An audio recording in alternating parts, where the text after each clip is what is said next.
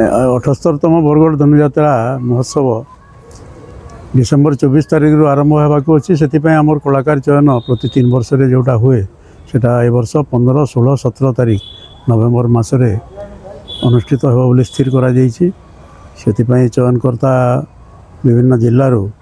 स्थिर होती जो चयनकर्ता मैंने आसवे और चयन करेंगे से कन्फर्मेशन आसला 15 तारिख दिन सकाଳେ चयनकर्ता मान तालिका प्रकाश करा वर्तमान आमर जो समय मध्य आमर आवेदन पत्र गुड़ाक ग्रहण करा से समय मध्य 294टी आवेदन मिली से 3टी आवेदन खारज होती 291 जन प्रार्थी को आमर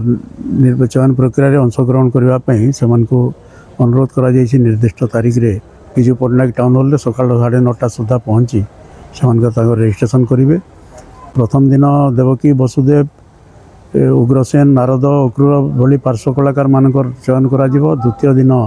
महामंत्री और सेनापति मान चयन हम और तृतीय दिन 17 तारिख दिन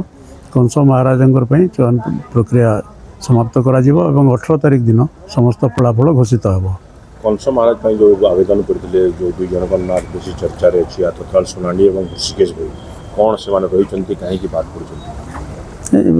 ऋषिकेश भाई बात पड़ार कारण हूँ आमर एक्जिक्यूटिव बॉडी निष्पत्ति नि दोषमुक्त नहवा पर्यंत चयन प्रक्रिया अंशग्रहण करने अनुमति दिज्व बोली से प्रक्रिया जिलापाल जेहेतु दोषमुक्त होना कहते से बाद दि एवं आर्तत्राण सुनानी 61 वर्ष होमर जोटा आम आवेदन जो योग्यता आम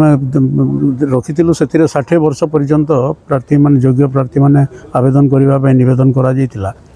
जेहेतु 61 वर्ष पूरण हो सारी से नाकच कर आवेदन को।